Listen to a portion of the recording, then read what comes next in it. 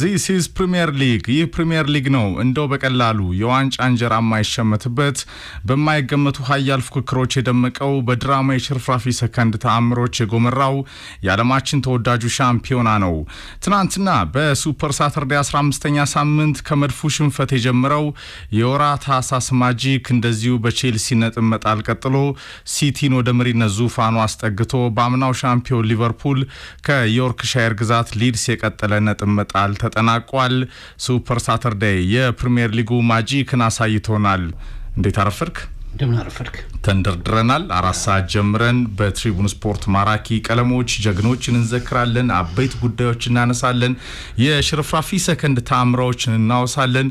ሽርፍራፊ ሰከንድ ስንል ደግሞ አስቶን ቪላ ትናንትና መድፉን አስደንግጧል። ዩናይ ኤምሬ የመድፉ አለቃ በጣም ለመድፈኞቹ ለአርሰናል ደጋፊዎች ለሚኬል አርቴታ በቅርብ ጊዜያት ፈጽሞ የማይረሱት ቦታ ይሆናል። አስቶን ቪላ ባለፉት ሲዝኖችም አምናም እንግዲህ የመጨረሻ ግንኙነታቸው አርሰናል በኤምሬትስ 2-0 እየመራ 2-2 መጠናቀቁን የምናስታውሰው ጨዋታ እንደዚሁ ከዛ አስቀድሞ አርሰናል በቪላ ፓርክ ቪላ ደግሞ በኤምሬትስ ያሸነፉባቸው ጨዋታዎች ብቻ በጣም ሁልጊዜም ፈታኝ ከሆኑ መርሃ ግብሮች መካከል ነው። አርሰናል የፕሪሚየር ሊግ ህልሙን ለመቀጠል ለማዳን አንዳንዴ ደግሞ የሚመሩት ላይ ለመድረስ አንዳንዴ የሚመሩትን እንዳሁኑ ሲዝን በበለጠ ነጥብ ለመቅደም ሁልጊዜ ወደ ቪላ ፓርክ ያቀናል። አስቶን ቪላ ግን የአርሰናልን ህልም ከሚሞግቱ ከሚፈትኑ ስታዲየሞች መካከል አንዱ ሆኖ ያጠናቅቃል። ትናንት በቪላ ፓርክ የነበረውም ጨዋታ መድፈኞቹ ፈጽሞ የማይረሱት አይነት ጨዋታ ይሆናል ማለት ነው። 1-0 እየተመሩ አንዳቻውኑ ሰከንድ አፍ በጣም በጥሩ ሁኔታ አርሰናል የሚመለስ ይመስል ነበር። ግን የመጨረሻዎቹ ደቂቃዎች ላይ የቪላ እንቅስቃሴ እንደውም የሆነ ቦታ ላይ 2.7 አካባቢ የቪላ ጎል የማስቆጠር ኤክስጂ 2.7 ደርሶ ነበር። አርሰናል እንዲህ አይነት ብልጫ አስተናግዶ አያውቅም ነበር። በጣም የተፈተነበት ጨዋታ ነበር።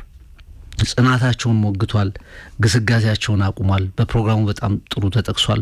በአጠቃላይ 24 ጨዋታዎች 18 ጨዋታዎች በኋላ አርሰናል ከሊቨርፑል በኋላ ተሸንፏል። በቻምፒየንስ ሊግም በፕሪሚየር ሊግም ከተመለከት ነው የትኛውን ቡድን ሳያሸንፈው ቆይቶ ቪላ ፓርክ ላይ የአርሰናል ግስጋሴ ተደምድሟል። አርሰናል ለዚህ ጨዋታ የሚሰጠው ትርጉም ከፍ ያለ ነው። አንደኛው ቅድም በፕሮግራሙ በደንብ ተጠቅሷል፣ ወደ ሚድ ሲዝኑ እየተጠጋ ነው። ሁለተኛ የሞመንተም ጉዳይ ነው። ብዙዎች እንደውም ኤፍሬም አንዷን ነጥብ አርሰናል ይዞ የተመለሰ መስሏቸው ነበር። እንደውም በአንዷ ቅር እየተሰኙ እያለ ነው አንዷን የሚያጧት ማለት ይችላል። ቡድናቸው በዚህ ስታዲየም ላይ በከፍተኛ ሁኔታ እንዲፋለም ጠብቋል። አጠቃላይ ፐርፎርማንሱንም ስትመለከተው መጥፎ የሚባል ፐርፎርማንስ አይደለም። እውነት ለመናገር ግን እንዲህ አይነት ሽንፈቶች አንደኛ ቅድም ያስቀመጥኩትን ይሄ ለረጅም ጊዜ ያለመሸነፍ ቡድኑ የማይሸነፍ ሜንታሊቲ ሬዚለንት የመሆኑን ነገር ይደመድማሉ። የስነ ልቦና ጉዳዮችን ያስከትላሉ። ሁለተኛ ከላይ የመሪነት ስፔሳቸው ጠቧል። አሁን በሲቲና በአርሰናል መካከል ያለው የመሪነት ልዩነት ወደ 2፣ በሶስተኛውና በአርሰናል መካከል በአስቶን ቪላና በአርሰናል መካከል ያለው የነጥብ ልዩነት ወደ 3 ጠቧል። ሳይኮሎጂካሊ እንደዚህ ስትሆን ያው የመጨረሻ የምትፈተንባቸው አጋጣሚዎች አሉ። ልጆቹ የሚችሉትን ሁሉ አድርገዋል። በእውነት ለመናገር አርሰናል በ4-3-3 አሰላለፍ ዴቪድ ራያን ይዞ ገባ። ቤን ዋይት፣ ዩሪየን ቲምበር፣ ፔሮ ሂንካፔና ሪካርዶ ካላፊዮሪ መከላከሉ ላይ ቆሙ። ዴክላን ራይስ፣ ዙቢሜንዲ፣ ኦዴጋርድ ከዛ ኤብሪቼዚ፣ ቡካዮ ሳካና ሜሪኖ የነበሩት። ሁለተኛው አጋማሽ ላይ ሊሃንድሮ ትሮሳርድና ቪክተር ኮሬሽ ገቡ። ኤዜና ሜሪኖ ወጡ። ሰብስቲቲዩሽኑ በጣም ጥሩ ነበር ማለት ይቻላል። 53% ፖሴሽን ነበረው። 15 ሾቶች ኦን ታርጌት ነበሩት። ከአስቶን ቪላ አንጻር 9 ነበረው። የተቃራኒ ግብ ክልል ላይ በሁለተኛው አጋማሽ በተሻለ ሁኔታ ደርሰው ነበር። ትልልቅ ቻንሶችን ፈጥሯል። 3 በጣም ቢግ የሚባሉ ቻንሶችን ፈጥሯል። ማርቲኔዝ ያዳናቸው ኳሶች፣ የወጡ ኳሶች፣ ፖል መቶት ኦዴጋርድ የወጣ ኳስ። በመከላከሉ ረገድ ደግሞ አብዛኛው በጣም ግልጽ እድሎችን የፈቀዱ ቢሆኑ ለምሳሌ ዋትኪንስ፣ ዳሜን ማለን ለማግባት የሚቀሉ ከመሳት ይልቅ ለማግባት የሚቀሉ በሪያ ኳሊቲ ዴቪድ ራያ ያዳናቸው ኳሶችም ተፈጥሯል። ግን አንድ ላንድ የነበሩ አጋጣሚዎችን ቢፈጠሩባቸው መከላከሉ በዚህ ከባድ ስታዲየም ላይ ጥሩ ነበር ማለት ይችላል። ትልቁ ክፍተት ለኔ የሚታየኝ አንድ ያው የብስለት ጉዳይ የመከላከሉ ላይ ያሉት ዩሊየን ቲምበርና ፔሮ ሂንካፒ በተለይ ሂንካፒ ወደ መጨረሻ አካባቢ ያው እድሜውም ልጅ ነው። በዚህ አይነት ጨዋታዎች ላይ ብዙ የተሞከረ አይደለም እና በጣም ነርቨስ ነው ይፍር የሚጠበቅም ነው ከልምድ አንፃር። የመጨረሻው ኳስ እንኳን ራሱ የሱና የማን ነው ኖኒ ማዶኬ ስህተት ነው። ማዶኬ ኳሱን ይዞ ሽርፍራፊ ሰከንዶች በቀሩበት ሰዓት 1 ነጥብ ይዘህ ከቪላ ፓርክ ከዚህ ፈታኝ ስታዲየም መውጣት ለአርሰናል ትልቅ ነበር። ሁለት ሴንተር ባኮቹን እንደዛ ቡድኑ እየፈተነ ደጋፊው እንደ ሳት በተለኮሰበት ሰዓት ላይ ኖኒ ማዶኬ ጨዋታውን መጨረስ የሚችልበት እድል ነበረው። 4 ተከላካዮችን አጥፈህ ከመሄድ ኳሱን ወደ ኮርነር ወስደህ የቪላ ፓርክን ስሜት የአስቶን ቪላዎችን መነቃቃት መቀነስ ይችላል። ኡናይ ኤምሪ ምንድነው ያደረጉት? ኤፍሬም 2 አታኪንግ ፕሌየርስ ነው ያገቡት። በቃ ለማሸነፍ ነው ቆርጦ የተነሱት። በዛ ሰዓት ላይ ረጃጅም ኳስ እየተጠቀሙ መከላከሉ እየተጋለጠ ነው። አርሰናል ነርቨስ ሆነ። ማዶኪያችን ኳስ ያገኝ እንደገና ያድል ጠበበ። ሌላው ሂንካፒ አንድ ኳስ የረዘመ ኳስ ለአስቶን ቪላ አጥቂዎች የረዘመ ኳስ ወደ ጎን ይዞ ወጣ። ማንም አጠገቡ አልነበር። የጅሮራ እንዴት እንደሆነ ያ ኳስ በጣም ነው ግራ የሚገባው። ኳሱን ሰጥቶ ተመልሶ በስነ ስርዓት አልቆመም እኮ ኳሱ በጅሮራ ተወርሮ የአርሰናል ግብ ክልል ላይ ያንን ሲፈጠር ራይት ባክ ድረስ ሄደህ ኳሱን ሳታረቅ አውጥቶ ተመልሶ እሱ ቦታው ላይ በትክክል አልቆመም። ነርቨስ ነበር። አብዛኞቹ እንደ ሴንድሮስ አይነት ነገሮች ብዙ ኳሶችን ለመያዝ ለመታገል ይሄዳል፣ ግን ሲያመልጡት ነው የምታየው። እና አርሰናል ምን ያህል በጋብሪኤል ማጋሌሽና በሳሊባ ዋጋ እንደከፈለ መረዳት ይችላል። ባለፉት 3 ጨዋታዎች 3 ጎል አስተናገደ። ባለፉት 10 ምናምን ጨዋታዎች 5 ጎል ብቻ ያስተናገደ ቡድን ነው እና ምን ያህል በጣም ኢምፖርታንት እንደሆኑ መረዳት ይችላል። ወደፊትም ስታየው አርሰናል 15 ሾቶች ናቸው ኤፍሬም፣ ግን አደገኛ ሾቶች ነበሩት። ብዙ ያስፈራ ነበር የአርሰናል ማጥቃት። በተለይ መጀመሪያው ሀፍ ላይ ሚኬል ሜሪኖ የነበረበት ሀፍ ላይ አስፈሪነቱ በጣም የቀነሰ አርሰናል ነበር። በእርግጥ ወደ አስቶን ቪላ ግብ ክልል የገባባቸው የሞከራቸው ነገሮች ብዙ ናቸውና ዲፌንሲቭ ክፍተቱ በተለይ 95 ደቂቃ 6 ደቂቃ ተጨምሮ ኦልሞስት 6ኛው ደቂቃ ላይ ጎል ሲገባበት ሊቨርፑሎች ልክ በኋላ እናነሳዋለን እንዳጋጠማቸው አይነት በጣም መዳን በሚችል ሁኔታ ልትቆጣጠሩ በምትችለው መንገድ ሁለተኛውም ጨዋታ ነው። በነገር ላይ ሰንደርላንድም እንደዚሁ ነው። ሰንደርላንድም አቻ በዚህ አይነት መንገድ የመጣ ነውና አርሰናል መከላከሉ ላይ የሚያሳያቸው ክፍተቶች በአንድ ወቅት በጣም ጠንካራ ጎኑ የነበሩ በየትኛውም አጋጣሚ አንድ ጎል ያግባ አንዱን ጎል መከላከል ይችላል የሚባለው የአርሰናል ኳሊቲ የተሞገተበት አጋጣሚ ነበርና ይሄ አንዳንዴ አይ ቲንክ ፕሮግራሙ ላይ በደንብ ተጠቅሷል። ሁሉም ነገሮች ልክ መሆን አለባቸው። ፕሪሚየር ሊጉ ላይ በቀላሉ መታገኘው ነገር አይደለም። የተጫዋቾች ጉዳት 1 ሲባል ምንም አይደለም፣ 2 ሲባል ምንም አይደለም፣ አርሰናል ዴብዝ አለው ምናምን ሲባል ቆየ። ቁጥሩ እየጨመረ ሄደ። ኤፍሬም ክራይሲሱ የተጫዋቾች ጉዳት ኤንድ የማይተኩ አይነት ተጫዋቾች እየተጎዱ መጡ። አሁን ትናንት ወደ መጨረሻ አይተዋል። የአርሰናል መቼም ዴክላን ራይስ ባይኖር አርሰናል አሁን መከላከሉም ጭምር የበለጠ የሚፈተንበት ነው። ማጥቃቱ፣ መከላከሉ፣ ሁሉ ነገሩ። ትናንት የመጨረሻዎቹ 10 ደቂቃዎች በጣም አርሰናል በተቸገረበት ሰዓት ላይ ኳስ ከሱ በ30 ሴንቲሜትር ወይ በ1 ሜትር ርቀት ላይ ሲሄድ እግሩን ማንሳት አቃተው። ፊዚካሊ በጣም ተዳከም። ሁሉ ሜዳ ላይ ያለው እሱ ነው። አሁን ዙቢሜንዲ ብዙ ጊዜ ፓሲንጉ መመስረቱ ላይ ጥያቄ አታነሳም። ዲፌንሲቭ ዱኤሎችን አያሸንፍም ዙቢሜንዲ። ፊዚካሊ በጣም የአስቶን ቪላን ይሄ ፕሬሲንግ መቋቋም አልቻለም ነበር። በአብዛኛው ኳስ ሲይዝ፣ ኳስ ሲያደራጅ፣ ሲነጥቅ ነው ኳስ ዲስትሪቢዩት ሲያደርግ አንዳች ጥያቄ የምታነሳበት ተጫዋች አይደለም። ግን ፕሪሚየር ሊጉ ፊዚካሊቲ ሲኖረው ጨዋታዎቹ በጣም ፊዚካሊ ከባድ ሲሆኑ ግን እንደ ዴክላን ራይስ አይነት ተጫዋቾች ሞር እንዲያወጡ ይገደዳሉ። በብዙ አጋጣሚዎች ላይ የምታገኘው ራይስን ነው። የሚድፊልድ ፕሬሲንጉን ዙቢሜንዲ ማቆም ላይ ትንሽ ክፍተቶች ነበሩት። ስቲል ግን ትልቅ ተጫዋች መሆኑን እያመንኩኝ ማለት ነው። እና አርሰናል የሚችለው ሞክሯል። የተሸነፈበት መንገድ አሳዛኝ ነው። ቪላ ፓርክ ግን አሁንም የአርሰናል ህልም መፈተኛ ስታዲየም ሆኖ የቀጠለበትን ምሽት እንድንመለከት አድርጎናል። በዚህ ዲሴምበር ወር መጨረሻ ኤምሬትስ ላይ ሌላ ጨዋታ ያላቸው የፕሪሚየር ሊግ ሁለተኛ ዙር ማለት ነው። ከአርሰናል የቪላ ከርስ ወይም እርግማን ጋር በተያያዘ እሱን ከማንሳታችን በፊት ፐርፌክሽን የሚለው ከቪላ የአርሰናል ፈተና ነው። ኤምሬ የመድፎ አለቃ ናቸው። 4 ያሸንፈዋል፣ 4 አቻ ወጥተዋል፣ 2 ብቻ ነው የተሸነፉት። ይሄ ያለፉት 3 አመታት ታሪክ ነው ፍቅር በፕሪሚየር ሊጉ። ስለዚህ ኤምሬ ቦስ ናቸው፣ የአርቴታ ቦስ ናቸው፣ የመድፉ አለቃ ናቸው። አርሰናል ከቪላ ፊት ይደነግጣል። ይሄን ደግሞታል። ግን በጣም ባለፉት 97 ቀናት 18 ጨዋታዎች በሁሉም መድረኮች ወትሮ የነበረው አርሰናል በነገራችን ላይ ሳሊባም ኖሮ ማጋሊሽም ኖሮ ቪላ አርሰናልን ፈትኗል ደጋግሞ። ይህንን አድርጓል። የባሰ የሆነው ምንድነው? ፐርፌክሽን በጣም ያነሳው መልካም ሀሳብ ፍቅር ሊጉ ይህንን ይጠይቃል። እስከ ጥግ ድረስ የኳሊቲ ተጫዋቾችን 100% ብቃት የአሰልጣኞች ተጫዋቾቻቸውን የሚጠቀሙበት መንገድ ከጉዳት አርቀው ኢኮኖሚካል ጨዋታዎችን እያሳረፉ በሮቴሽንም በጣም ባላንስ የሆነ ስኳድ ዴብዝ አርሰናል ሁሉን ነገር ያሟላ ቡድን ነው ፍቅር። ላለፉት 18 ጨዋታዎች ያልተሸነፈው መድፈኛ በዘመናዊ እግር ኳስ ላይ ከፍ ያለውን ኳሊቲ ያሳይቶ አሁንም በሊጉ አናት ይገኛል። አርቴታ እሱን ነው የተናገረው። በእግር ኳስ ያጋጥማል ብሏል። አዎ አርሰናል እያሸነፈ እስከ ግንቦት አይዘልቅም። በዚህ ሞደርን ፉትቦል ሃይ ኮምፒቲቲቭ ፉትቦል ግን ነጥቦች መጣል ማሸነፍና እንዴት አይነት ሪአክሽን ያሳያል ነው አሁን አርሰናል የሚጠበቀው።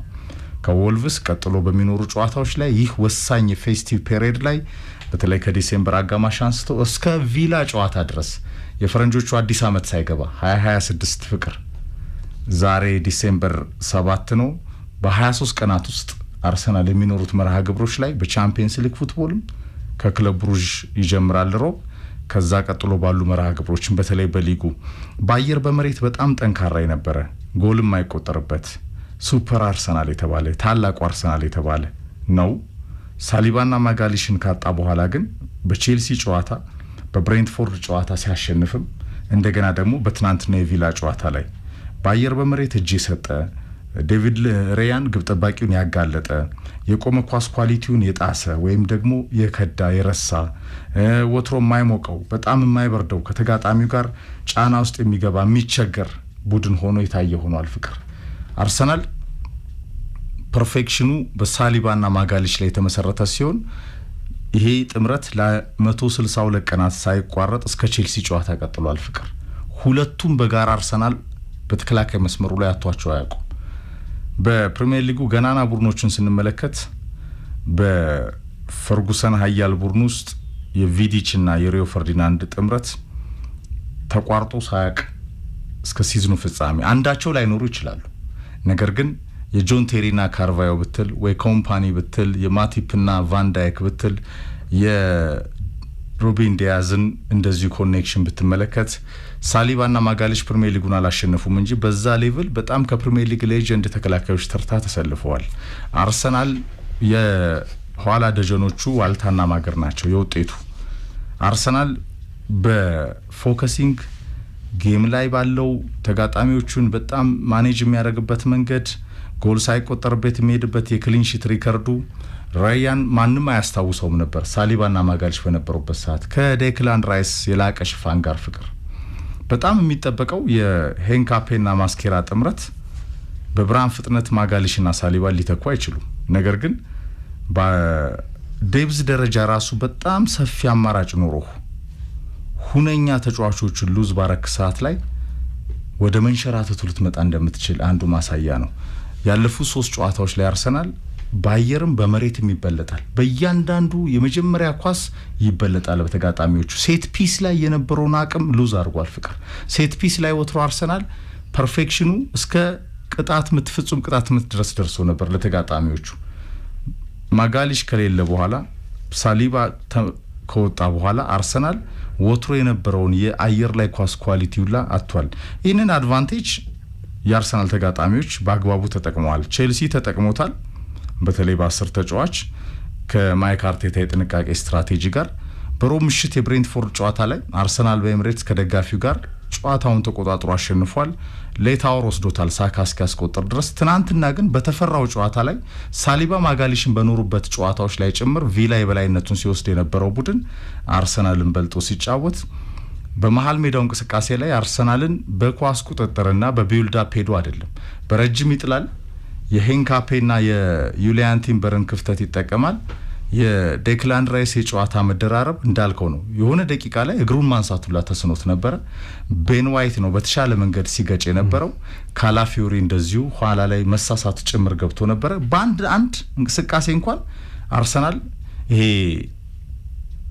ማንቸስተርን፣ ሊቨርፑልን፣ ቼልሲን፣ ሲቲን፣ ስፐርስን ስትመለከት ለምሳሌ እነዚህ ቶፕ 6 የምትላቸውን ክለቦች ወደ ላይ አምጥተህ ስትመለከት በእነሱ ደረጃ ያለ ሰፊ ክፍተት የሚከላከል እንቅስቃሴ ላይ ያለውን ሰፊ የሚያፈስ የሚመስለው የነዚህ ገናና ክለቦች ክፍተትን በአርሰናል ቤት ባለፉት 3 ጨዋታዎች አይተናል። ያለ ሳሊባና ማጋሊሽ ፈተና ነው። አንደኛው ለምሳሌ ትናንት አርሰናል ከቪላ ፓርክ 1 ነጥብ ወስዶ ቢሆን ኖሮ የአርሰናል ደጋፊዎች መደሰት ነበረባቸው። እኔ ከጨዋታው በፊት አርሰናል የትኛውን ቡድን ማሸነፍ አለበት ሻምፒዮን ለመሆን ልትል ትችላለህ። ጨዋታው ላይ ግን ተጫዋቾች ማሽን አይደሉም። አንዳንዴ ፊዚካሊ ትደክማለህ። ወሳኝ ተጫዋቾችን አጥቷል። ትሮሳርድ የለም። ትሮሳርድ እኮ ትናንት ሪስክ ወስዶ ነው ያስገባው። እንደገና ቀይሮ እኮ አውጥቶታል። በዚህ ሰዓት ላይ የመጨረሻ ደቂቃ ላይ እንደዚህ አይነት ማኔጅ ማድረግ ጨዋታ ማኔጅ ባለማድረግ ነው የተሸነፈው እንጂ አትሊስት በዛ ከባድ ስታዲየም በዛ ፈታኝ ጨዋታ 1 ነጥብ ወስደው ነበር። ግን መጨረሻ ላይ ይሄ መረጋጋት ጌም ማኔጅመንት ከፍተኛ ክፍተት ስለነበረበት አርሰናል 1 ነጥብ አጥቷል የሚል እምነት አለኝ። 1 ነጥብ በእርግጥ ከጨዋታ በፊት የነበረውን የ3 ነጥብ ግምት ስታይ ልትከፋ ትችላለህ። ግን የአስቶን ቪላ ጥንካሬና ለጨዋታው ያሳዩት ነገር ደግሞ 3 ነጥብ ለመውሰድ እንደሆነ ትረዳለህ። ያንን ቀልብሳ ነጥብ መውሰድ አድቫንቴጅ ነበር። የመጨረሻው ደቂቃ ማኔጅመንት በተለይ አርሰናልን ዋጋ አስከፍሎታል የሚል እምነት አለኝ። ኤፍሬም ብዙ ጊዜ ስለ ቪላ ፓርክ ስናነሳ አንዳንድ ጨዋታዎች አሉ። ለምሳሌ የክለቦቹ ታሪክ ይሁን የደርቢ ጨዋታዎች ቼልሲ ቶትናም ጋር ያደረጉት ጨዋታዎች በዚህ ሳምንት በዚህ ወቅት የተከናወኑ ናቸው። ባየር ሚኒክ በዚህ ወቅት ነው። ብሬንትፎርድ ሌላ ከባድ ተጋጣሚ ነበር። ከዚህ አንጻር ከነዚህ ጨዋታዎች ቀጥሎ ነው አስቶን ቪላ የመጣው። የአስቶን ቪላ ጨዋታ ከቅርብ ጊዜ ወዲህ ስለ አርሰናል ብዙ ነገሮችን የሚናገር ጨዋታ እየሆነ መጥቶ ነበር። አንደኛው ኡናይ ኤምሬ ናቸው። ቅድም እንዳነሳው የቀድሞ አርሰናል አሰልጣኝ ኡናይ ኤምሬ በአርሰናል በግፍ ተሰናበትኩ የሚሉ አሰልጣኝ ናቸው። በእንግሊዝ ሳይቀር በብዙ በሚዲያዎች ማሾፊያ አድርጎኛል ብለው የሚያስቡት ክለብ ነው አርሰናልን። ሚስተር ጉድ ኢቭኒንግ አባባሌን ራሱ ኢቭኒንግ ስለማይለው ቢ ስለሚያስቀድም እሱን ራሱ ስላቅ እንዲሆን ያደረገኝ ክለብ ነው። በዛ ላይ ደግሞ ሳይጠብቀኝ ክብሬን፣ ሻምፒዮንነቴን፣ አቅሜን ሳይጠብቅ አርሰናል በጊዜ ያሰናበተኝ ክለብ ነው ብለው የሚያስቡት ክለብ ነው። በይፋ አይናገሩትም፣ ግን ሜዳ ላይ ያንን ታያለ። አስቶን ቪላ ከአርሰናል ጋር ሲጫወት ጨዋታው ሁልጊዜ ከባድ ነው፣ አጂቴት ነው። ተጫዋቾቹ በጣም እየተነቃቁ ናቸው። አሰልጣኙ ቅብጥብጥ ናቸው። ሁልጊዜ እሳት የሚነሳበት ጨዋታ ነው እና ዶሚኔት ያደርጋሉ። የመጨረሻ የኤምሬትሱ ጨዋታ 2-0 አርሰናል እየመራው ላለመሸነፍ እንዴት ተጋድሎ እንዳደረጉ ኋላ 2 ጎል አስቆጥረው እንዴት አቻ እንደሆኑ እናስታውሳለን። ከቀድሞ ተቃራኒያቸው ጋር ይቆማሉ፣ ከቀድሞ ክለባቸው ጋር ይቆማሉ።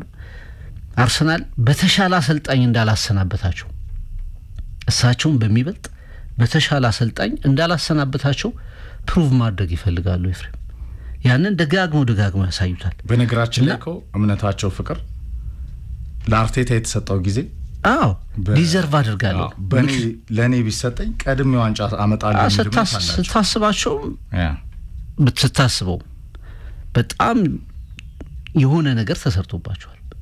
3 ዓመት አካባቢ ጊዜ ተሰጥቷቸዋል። ግን ደግሞ ለኡናይ ኤምሪ በአርሰናል የነበራቸው ነገር ተቃውሞ የሚጻፉት ነገሮች ፕሪሚየር ሊግ እንደ እንትን አይደለም የተባሉት ነገሮች እንደ ስፔን ላ ሊጋ ወይ ደግሞ ወደ ፈረንሳይ ሄደው እንደማሰልጠናቸው አይደለም አልቻሉም የሚል በቃ ብቻ ፕሮፋይላቸውን የሚንድ ጊዜ ነው በአርሰናል ያሳለፉት። መጡ ወደ አስቶን ቪላ። ትዝ ካለ ወራጅ ቀጠና ውስጥ ነበር አስቶን ቪላ ሲመጣ የአውሮፓ ተፎካካሪ ያደርጉት። አሁንም ተመልከት አጀማመራቸውን በጣም መጥፎ አጀማመር ነው የጀመሩት። ነገር ግን ስፕሪንት ነው ያደረገው አስቶን ቪላ በከፍተኛ ፍጥነት ተጋጣሚዎቹን ሲቲን አሸንፏል። ብራይተን በሊቨርፑል ብቻ ነው በመንገዳቸው የተሸነፉት። ከሰንደርላንድ አቻ ነው የወጡት። የመጨረሻ ብራይተንን ያሸነፉበትን ጨዋታ እናስታውሳለን። በጣም በፍጥነት ፐርፎርማንሱን እያሻሻለ የመጣ ቡድን ነው እና አስቶን ቪላ ኡናይ ኤምሬ ጠንካራ ተጋጣሚ ናቸው። በዛ ላይ አርሰናል ወቅታዊ ፐርፎርማንሱ ላይ እንዳለው እንደሚነሳው ጥያቄ በተለይ ወሳኝ ተጫዋቾች ዲፌንሲቭ ላይ ነው መጎዳቱን ተከትሎ ከቼልሲ ጋር ተሞግቶ ነው አቻ የወጣው። የብሬንትፎርዱ ጨዋታ 2-0 ጤናማ ስኮር ይምሰል እንጂ ጨዋታው ሙሉ ለሙሉ አርሰናል የበላይነት የነበረው አይደለም፣ ወይም ደግሞ ይሄ ስሙዝ የሆነ ጨዋታ አልነበር። ቡካዮ ሳካ መጨረሻ 93-94ኛ ደቂቃ ላይ ያችን ጎል እስኪያስቆጥር ድረስ አስጨናቂ ጨዋታ ነበር። ስለዚህ ተጫዋቾቹ መጉደል፣ ትሮሳርድ ከፊት ተከላካዮቹ ዲፌንስ ላይ የአንዳንድ ተጫዋቾች ፐርፎርማንስ መውረድ፣ ተደራራቢ ጨዋታዎች፣ በጣም ትልልቅ ማቾችን በተደራራቢ ሰዓት ማድረግ የመሳሰሉትን ከግምት ስታስገባ አርሰናል በቪላ ፓርክ ያሳየው ፐርፎርማንስ በአንድ ነጥብ ተጠናቆ ቢሆን ኖሮ የበለጠ አመርቂ ሊሆን የሚችልበት እድል ነበረው። ግን አስቶን ቪላ የተሻለ የተራበ ቡድን ነበር። ኡናይ ኤምሪ ከዚህ ጨዋታ አንድ ነጥብ መውሰድ አልፈለጉም። የሚቀይሯቸው ተጫዋቾች አታኪንግ ማይንድድ ተጫዋቾች ናቸው። ጎሉን ያስቆጠረው ተጫዋች ተቀይሮ የገባ ነው። ማለን ጨዋታውን መግደል የሚችልበት እድል አግኝቶ ነበር እና የተነቃቃ አስቶን ቪላ ነበር። ደጋፊው ለእያንዳንዱ የኳስ ንክኪ አስቶን ቪላ ለሚያደርገው የኳስ ንክኪ ያጨበጭባል። የአርሰናል ተጫዋቾች ኳስ በያዙ ቁጥር ይሄ ተቃውሞውን ያሰማል። በተለየ ሁኔታ በተለየ መንገድ የሚጠበቅ ፊክስቸር ነው እና እዚህ ጨዋታ ላይ ትንሽ መረጋጋት፣ ትንሽ ነገሮችን ሰፋ አድርጎ ማየት፣ ኤክስፒሪየንስ ያላቸው ተጫዋቾች በተሻለ ሁኔታ ስቴፕ አፕ ማድረግ ነበረባቸው። በአንጻሩ ግን አንዳንድ ተጫዋቾች ጥሩ ፐርፎርማንሳቸውን አሳይተዋል። ዴክላን ራይስ ለምሳሌ፣ ቤን ዋይት ማንሳት ይቻላል። ቡካዮ ሳካ ለኔም አደገኛው ተጫዋች ነበር እስከወጣበት ሰዓት ድረስ። ያው አንዳንድ ስህተቶቹ ላይ የምናውቀው ቡካዮ ሳካ 100% ለአርሰናል የሚሰጠውን ቡካዮ ሳካ ላታ ይችላል። ግን ስቲል የሜዳው አደገኛ ተጫዋች የሴንተርም አድርጎ ጎሏ የተቆጠረችው በሱ ነው። የሜዳው አደገኛ ተጫዋች ስቲል ቡካዮ ሳካ ነበር፣ በተለይ በአታኪንግ መስመር ላይ። ከዛ ውጪ ኤዜ ምናልባትም እኔ ወደ አርሰናል ከመጣ በጣም ደካማ ፐርፎርማንሱን ያሳየበት ነበር ብዬ ነው ማምነው። የማቲካሽ ጎልም ሲገኝ ፍቅር አላየውም ጭራሽ። ማርኪንጉ ፑር ነበር። የጌም ፎከሲንጉ በጣም ትኩረቱ የተዛነፈ ነበረ። ሳሊባና ማጋሊሽ ባሉበት ስኳድ ውስጥ የትኛውም የአርሰናል ተጫዋች አይጨነቅም ነበር። የትኛውም ተጋጣሚም ወደ አርሰናል ጎል አይጠጋም ነበረ። ሬያም ጋዜጣ ያንበብ የተባለው ለዛ ነው። ያለ ቢግ ጋቢና ሱፐር ሳሊባ ዴቪድ ሬያ እንዴት ስራ እንደሚበዛበት ደግሞ ያለፉት 3 ጨዋታዎች ምስክር ናቸው። በተለይ ትናንትና 1-1 2-3 ኳሶችን አድኗል ፍቅር። አርሰናል 2-0 3-0 ይመራበት የነበረው ለኔ የኤዜ ልክ ነህ። የትናንትና ፐርፎርማንሱ ወደ አርሰናል ከመጣ በጣም ደካማ ምትል ይሄ 3-10 4-10 የምትሰጠው። ቡካዮ ሳካም ፈርስት ሃፍ ላይ በጨዋታው እንቅስቃሴ በጣም ደካማ ነበረ። ግን የሜዳው አደገኛ ተጫዋች የሚሆነው በአርሰናል የማጥቃት እንቅስቃሴ ላይ እርሱ ነው። ለዛ ነው ማርቴታ ያቆየው። ሜሬኖና ኤዜ ከተቀየሩ በኋላ ሰከንድ ሃፍ ላይ አርሰናል ጨዋታውን ተቆጣጥሯል። ቅያሪዎቹ ውጤታማ ናቸው። ፈጥኖም ሪያክት አድርጓል። ሊያንድሮ ትሮሳርድ በሙሉ ማች ፊትነስ ላይ ሳይሆን ጎል አስቆጥሯል። ግን ኦዴጋርድ በሌለበት ሰዓት አርሰናል አልተቸገረም። ሳካ በሌለበት ሰዓት አርሰናል አልተቸገረም። ኖ ዮከሬስ ሲባልም ኖ ፕሮብለም ነበረ። በጣም ችግር እንዳለ በተለይ ቡድኑ በጣም የውጤት መሰረት የሆኑት በመከላከል ቅርጽም አርሰናል ባክፎሩ ላይ ያለው ኮንክሪት እንቅስቃሴ የማይደፈር ጎል የማይቆጠርበት በጣም ጥቂት ክሊንሺት ያለው ካለፉት 3 ጨዋታዎች በፊት መድፈኛው 5 ጎሎች ብቻ ነበር የተቆጠሩበት። ባለፉት 3 ጨዋታዎች ግን 3 ጎሎች ተቆጥረውበታል። በሁሉም ውድድሮች እኮ ነው። ይህ አይነት የተደራጀ እንቅስቃሴ ባልጋውራሾቹ ማስኬራና ሄንካፔ ከዛም በጣም ቨርሳታይል በሆኑት ዩሊያን ቲምበር፣ ቤን ዋይት፣ ካላፊዮሪ ሊተካ ሲፈልግ ከዴክላን ራይስ የላቀ ወርክ ሬት ጋር አርሰናል እንደሚቸገር ማሳያ ነው። ለኔ በእግር ኳስ የሚያጋጥመው ሽንፈት ነው ፍቅር። ያውም የተለመደ ሁሌ በየአመቱ ቪላ አርሰናልን ይፈትናል። የሻምፒዮንነት ፉክክሩን በጣም ያጦዘ ነው። ሲቲ አድቫንቴጁን በአግባቡ ተጠቅሟል። ከ3 ጨዋታዎች በፊት በሲቲና አርሰናል መካከል የ7 ነጥብ ልዩነት ነበር። ባለፉት 3 ጨዋታዎች አርሰናል ማግኘት ከሚገባው 9 ነጥብ 5ቱን ጥሏል። ማንቸስተር ሲቲ 9ኙንም አሳክቷል። ከክራቫን ኮቴጅ በ9 ጎል ትሪለር ከተጠናቀቀው ድራማ አንስቶ ትናንትና ሰንደርላንድን ምን እንዳደረገ አይተናል። ያንን ኤክስፔሪየንስ ተጠቅሞ ከአርሰናል ያለው የነጥብ ልዩነትን 2 አድርጓል። ይህ ለሊጉ ውበት ሆኗል። በሻምፒዮንነት ፉክክሩ ወሳኙ ዲሴምበር ወር ላይ ፍቅር የሚድ ሲዝን መጠጊያ የአዲስ ዓመት መጀመሪያ የፌስቲቭ ፔሪድ እና የቦክሲንግ ዴይ መርሃ ግብሮች ደግሞ የበለጠ የሻምፒዮንነት ፉክክሩን ድራማቲክ እንደሚያደርጉ ቀድሞም ሲወራ የነበረ ሂደት ነው። የተለመደ ነው። በገናናው ሊግ አድቫንቴጁን ሲቲ በአግባቡ ተጠቅሟል። ይህ ለመድፉ ደጋፊዎች ስጋት ሊሆን ይችላል። አስቶን ቪላ እንደ ጥላ እንደ ከርስ የሚከተለው ቡድን በመሆኑ ለኔ ለአርቴታም ሌሰን ነው፣ ለአርሰናልም ሌሰን ነው። እስከ ሜይ ድረስ በሚኖሩ የአንድ ሻምፒዮን ቡድኖች ቅርጽ ውስጥ አርሰናል አሁንም ሁሉ ነገር አለው ፍቅር።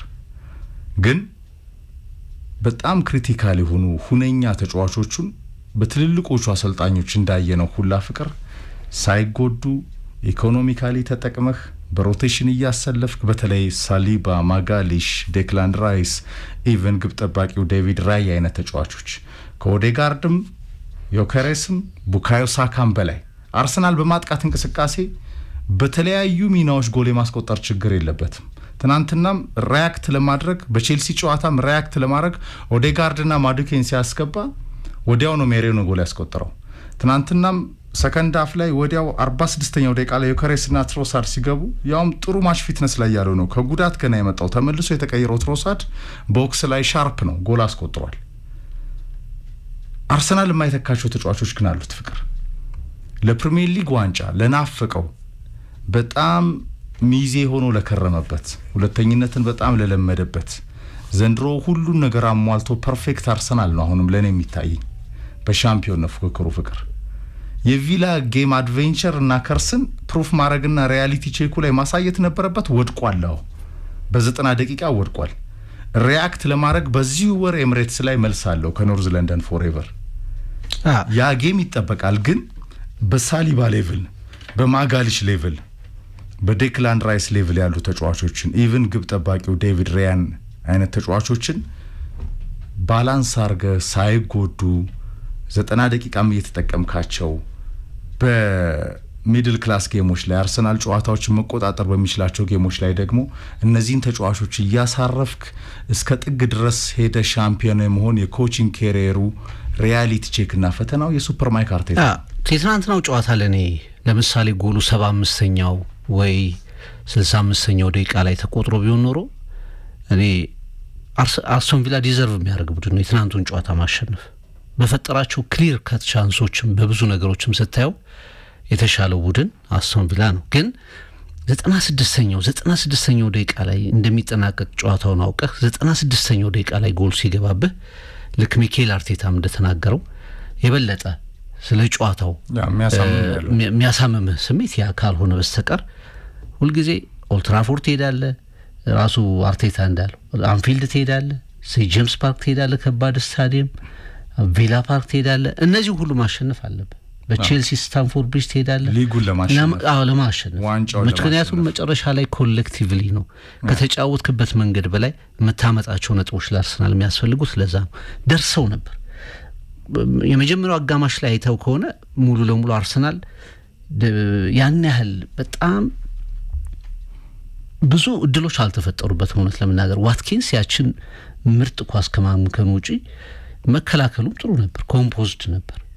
አስቶን ቪላ ኳስ ይዛል። አደገኛው ቡድን አስቶን ቪላ እንደሆነ ታምናለህ። ግን አትሊስት አርሰናል የመጀመሪያውን አጋማሽ ሜንቴን አድርጎት ወትሮ የነበረው ግን የራስ መተማመን ያለም በቃ ትፈራለህ ጫና ውስጥ የማይገባውና በትክክል ትፈራለህ ከዛ በኋላ አስቶን ቪላ የሆነው ነገር እንደሚያደርግ ስትጠብቅ መከላከል በሚችሉ ሲቹዌሽን ጎል ገባ ማቲካሻንን ጎል አስቆጠረ ኤዜ እየተመለከተው እኔ አላየውም አይደለም ምክንያቱም ኤፍሬም ፊቱ ወደ ተጫዋቹን ይዞረው ወደ አርሰናል የግብ ክልል ይዞረው ግን የሆነ አይተው ሆነ መሮጥ እንኳን የሚከብደው ተጫዋች ነበር ኳስ በያዘ ቁጥር 3-4 ተርን ሲያደርግ በቀጥታ ያለ ንክኪ ይወድቅ ነበር ኢቭን ኳሱን ድራይቭ ያደረገ ድሪብል ያደረገ ሲሄድ ትንሽ ከጀርባው ከነኩት ስፔስ እንኳን ያለው ስፔሱን ከመጠቀም ይልቅ የሆነ እንዲነካ ፊሽካ እንዲነፋ ነበር የሚጠብቀው ስታዲየሙ እንደውም በአብዛኛው የተበሳጨው ዳኛው 2-3 ጊዜ ቀላል ለሚመስሉ ፋውሎች ለኤዜ ፈቅደውለት ነበር እና ስታዲየም ውስጥ ኳስ እሱ በነካ ቁጥር በስጭቶች ነበር መጨረሻች ኳስ ተቆጠረች አስቶን ቪላ እየመራ ወጣ ሁለተኛው አጋማሽ አርሰናል ሲመለስ ሙሉ ለሙሉ ቪላ ጠፍቶ አርሰናል ደግሞ ዶሚኔት አድርጎ ነው የጀመረው እድሎች መፍጠር ጀመረ ፖሴሽኑ ጥሩ ሆነ የሚሄድበት መንገድ አደገኛ ሆነ ሞር ዳይሬክት የሚጫወት ቡድን ሆነ የመጀመሪያው አጋማሽ ላይ አብዛኛው ኦዴጋርድ የሚነካቸው ኳሶች መሃል ሜዳ ላይ ናቸው ይሄው በቃ የልምምድ ላይ እንዳሉ አይነት ንክኪዎች ነበሩ ሁለተኛው አጋማሽ ኮሬሽ እና ትሮሳርድ ከገቡ በኋላ እኔ መቼም ሊያንድሮ ትሮሳርድ ብዙ ያልተነገረለት እና ሚናው በፍጹም ሌላ በቀጥታ መተካት ያልቻለ ተጫዋች ይመስለኛል ሁለት ድሎች አገኙ አንደኛው ጎል ተቆጠረች ሻርፕ ነው ቦክስ ላይ በቃ ፖዚሽኑ ሁሌ ትክክለኛ ቦታ ላይ ኳስ አይነጠቅም የምትጠብቀው ግን ለምሳሌ ባለፈው በቼልሲውም ጨዋታ ላይ እንደዚሁ ሪያክት አደረገ ይቀጥላል ስትል ሞመንተም ወረደ አርሰናል በዚህም ጨዋታ ላይ አጀማመሩ ዶሚኔት ማድረጉ መነቃቃቱ ይቀጥላል ስትል እንደገና ለቪላ ቀስ በቀስ የጨዋታውን ሪትም እያስረከበ ሄደ ቪላ ኳስ ፖሰስ ማድረግ ጀመረ በረጅሙ መጣል ጀመሩ አርሰናል ድንገት ነርቨስ ወደ መሆን መጣ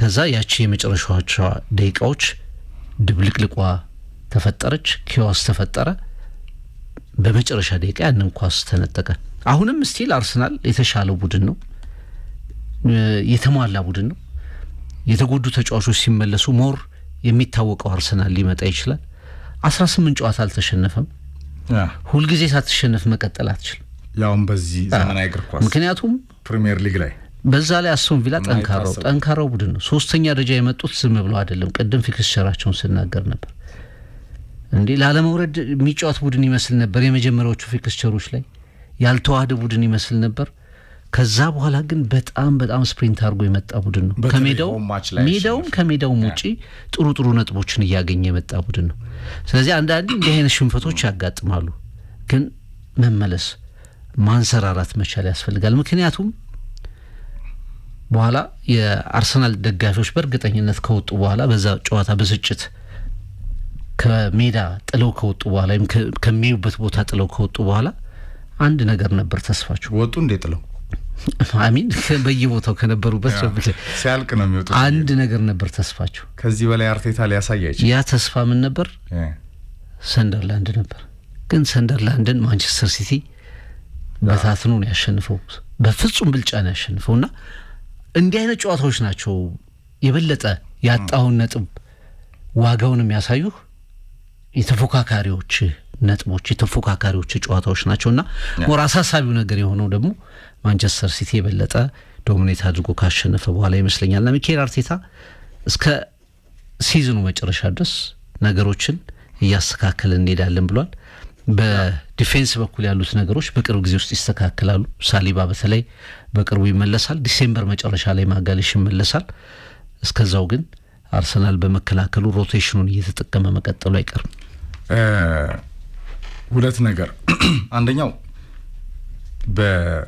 የእንግሊዝ ፕሪሚየር ሊግ ዋንጫን ለማሸነፍ በጣም የዚህ የገናናው ሊግ ዋንጫን በክብር ለማጠናቀቅ የፐርፌክሽን ጥግ ማሳየት ያስፈልጋል አርሰናል በ13-14 ተጫዋቾች እንኳን ባለፉት 3 አመታት ያንን አሳይቶናል 38 ሳምንት ካቻምና ማለት ነው ከሲቲ አንገት ላንገት የተናነቀበት ሊቨርፑል ከመብላቱ በፊት በነበረው አመት የጋርዲዮላ 4 ተከታታይ ዓመት ዋንጫ ሲበላ በአንድ ዓለም ዋንጫ እድሜ አንዱንም ሳያስገባ ከዛ በፊትም አርሰናል 247 ቀናት ያህል ሊጉን መርቶ አንድ ወር ለመራው ሲቲ ለቆ ያውቃል። 13 ተጫዋቾች በዴብዙ ኖረው በጣም ጠባብ የተጫዋቾች ምርጫ ኖሮት እንኳን የፐርፌክሽን ጥግን ለማሳየት በጣም ኮምፒቲቲቭ ቡድን ሆኖ ማይክ አርቴታ በፕሮሰሱ ያለፈ አሰልጣኝ ነው። ግን ዋንጫ ያላሸነፈ የዋንጫውን ጆሮ እየነካ የተመለሰ ክረምቱ ላይ ሌሰኑን በደንብ ወስዶ ከአንድሪያ ቤርታ ጋር ወደ ግዢ ወጣና ወደ 9 ግዢዎችን የፈጸመ ዴብዙን ያጠናከረ ያ ሃይ ኳሊቲ ለመጨረሻ ጊዜ የተሸነፈው ከትናንትና በፊት ከ97 ቀናት በፊት ነው በሳቦዝ ላይ ቅጣት ምት አንፊልድ ላይ ከ97 ቀናት በኋላ ትናንትና ራሱ ቪላ ይሄ የምትደግመው ሲዲ አይነት አንዳንዴ ይሆናል። አርሰናል ዴብዝም ኖሮት የቪላ ሜንታሊቲ ከፍ ያለ ነው። አሰልጣኙ ዩናይ ኤምሬ ናቸው። በጣም የታክቲክ ሊቅ ናቸው። ኮምፒቲቲቭ ቡድን በመገንባት ይታወቃሉ። አርሰናል የሚቸገርበት አንደኛው ጨዋታ ነው። ያገጥሞታል ከመስታወቱ ፊት ምላሽ ለመስጠት ሪያክት ለማድረግ ኤምሬትስ ላይ መልሳለሁ። አምና ለምሳሌ አርሰናል ከመጀመሪያዎቹ 2 ዓመታት በ3 ዓመት ከነበረው ፐርፌክት ቡድን ያምናው ቡድን ቀዝቀዝ ያለ ነው። ግን 4 ነጥብ ወስዶበታል ከኤምሬትስና ከቪላ ፓርክ። ዘንድሮ 3ቱን ተነጥቋል። 3ቱን የመመለስና ሪያክት የማድረግ እድል አለው ኤምሬትስ ላይ። አንድ መነሳት ያለበት ሀሳብ ግን ፐርፌክሽን እስከ ግንቦት ድረስ ጨዋታዎችን ማሸነፍ፣ ውጤትህን ሜንቴን አድርገህ መጠበቅ፣ ዴብዝህን የበለጠ ከጉዳት አርቀህ ወሳኝ ተጫዋቾችን ከጉዳት አርቀህ መጠቀም። ሳሊባ ከማስኬራ፣ ሳሊባ ከኤንካፔ ወይም ማጋሊሽ ከኤንካፔ ቢሰለፉ ችግር አላየንም ነበር። ሁለቱ ሊደሮች በወጡበት ሰዓት ግን አርሰናል ወትሮ በጣም የማይጨነቀው የማይሞቀው የማይወርደው የተባለው መድፈኛ በጨዋታ ላይ ሰርቫይቭ ለማድረግ ጥሩ ጌም ማኔጅመንት እንኳን ኖሮት ጥሩ ቅያሬዎችን አሰልጣኙ እያደረገ የመጨረሻዎቹን 30-40 ሰከንዶች ርላ ፎከስ ማድረግ ተስኖህ በኤክስፔሪየንስ ችግር እንደ ኤንካፔ አይነት ክፍተቶችን አይተናል። ይሄ መጣው በቼልሲም ጨዋታ ባሸነፈው የብሬንትፎርድ ጨዋታ ላይ ባየር በጣም የሚበለጥ 1-1 በጣም የሚበለጠውን አርሰናል አይተናል። የመከላከል ኳሊቲው ላይ ብቻ ሳይሆን የሴት ፒስ የማጥቃት ኳሊቲው ላይ የነበረውን ሰፊ አቅምም ከተጋጣሚዎቹ ፊት ሜንታሊ እጅ የሰጠውን አርሰናል አይተናል። ያለ ማጋሊሽና ሳሊባ ክርስቲያን ኖርጋርድ ይህን ተጫዋች ዴክላን ራይስን እላፊ የሚያቃጥለው አርቴታ አማራጭ ስለሌለው ዙቢሜንዲን በጣም ኳስ መንጠቅ ላይ ክፍተት ያለበት በኳስ ሮቴሽንና በጣም ማሰራጨት ላይና የአርሰናል የሜዳው ላይ ድምጽ አልባው መሳሪያ ወይም ማሰልጣኝ ነው የሚመስለው። ዙቢሜንዲ ከሶሲዳድ ከመጣ አንስቶ ፈጥኖ በመድፉ መሃል ሜዳ ላይ ተለማመደ። ቶማስ ፓርቴን ያስረሳ ነው። ግን መቼ ሊጠቀመው ነው አርቴታ? በየጌሙ ቤንች ላይ ነው። ይሄ ተጫዋች በፕሪሚየር ሊጉ ከፍ ያለ ልምድ አለው በብሬንትፎርድ። ይሄ ዴንማርካዊ በአርሰናል ሰፊ ድል ስቲል እየተሰጠው አይደለም። ከተገዙ ተጫዋቾች ከሁሉም 10-15 ደቂቃዎች ላይ እንኳን አሁን እንደ ትናንትና አይነት ጌም ላይ ቲምበርና ሄንካፔ ሲቸገሩ ሽፋኑ ለዴክላን ራይስ ላፊ ሲሰጥ ራይስ እንዳለ ሆኖ ሊደር ስለሆነ ዋሪየር ስለሆነ በዛ ጫና ውስጥ እንኳን ሆኖ አንዳንዴ ዙቢሜንዲን በኖርጋርድ የምትቀይርበት በዙቢሜንዲ አይነት ኳሊቲ አይደለም። የበለጠ ኮምፒቲቲቭ ነው። ገጭቶ መጫወት ይችላል። ኳስ መንጠቅ ማደራጀት የሚችል ተጫዋች ነው። እንዲህ አይነት ተጫዋቾችንም የምትጠቀምበትን እድል አርቴታ ለምን አልፈጠረም ከኮቺንግ ስታፉ ጋር የሚለው አንደኛው ጥያቄ ነው ፍቅር በነገራችን ላይ። ምክንያቱም አርሰናል ወደ ሎድ በሚገባ ሰዓት ሊደር የሆኑ ተጫዋቾቹን ባጣበት ሰዓት በማጋሊሽና ሳሊባ ሌቭል የሚገኙ ተጫዋቾች የሉትም። ይሄ ኮኔክሽንና ይሄ ጥምረት ኮንክሪት የሆነው ለአመታት ተሰርቶባቸው ነው። ከኤንካፔ ማስኬራ ልትጠብቅ አትችልም። በብርሃን ፍጥነት የሚጠበቅ ነው ጋፕ እንደሚኖር። ነገር ግን እንደ ኖርጋርድ አይነት ተጫዋቾች ደግሞ የመሃል ሜዳውን ሚዛን ለመጠበቅ ሌላ መታየት ያለባቸው ናቸው የሚሉ ሀሳቦች አሉ። በተለይ ውድድሩ እየበዛ ጫናዎች እየበዛ የጌም መደራረቦች እየበዛ በሚመጣበት ሰዓት የፐርፌክሽን ጥግ ለማሳየት በሪሶርስህ ያለውን ዴብዝም በአግባቡ የተጫዋቾችን ኳሊቲ አውጥቶ የመጠቀም የአንድ ሻምፒዮን ቡድን አሰልጣኝ መሰረት ነው።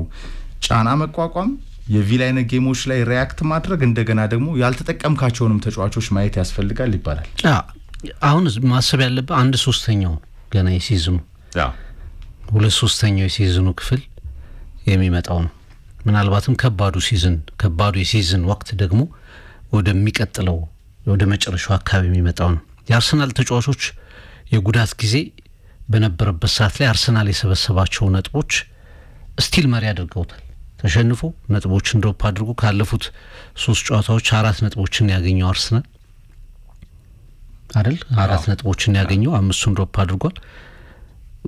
ግን ስቲል በመሪነት ቦታ ላይ ነው ያለው። በዚህ 3 ጨዋታዎች ላይ ነው ሰፊ ነጥብ ተጫዋቾቹ በተጎዱበት ሰዓት። አሁን ማስኩዌራ ትናንት ሚኬል አርቴታም ሲጠየቅ ለሳምንታት ይርቃል ብሏል።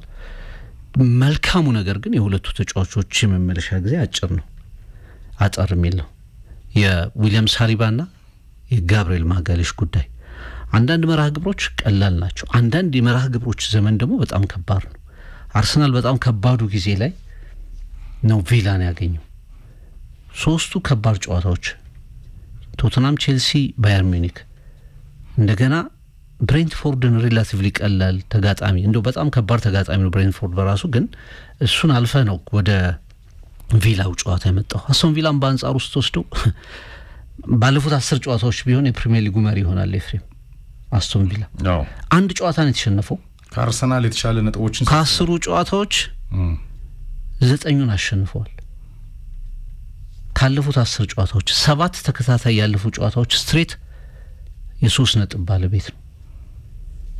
ከዚህ ቡድን ጋር በጣም መጥፎ የሚባል ፐርፎርማንስ አይደለም።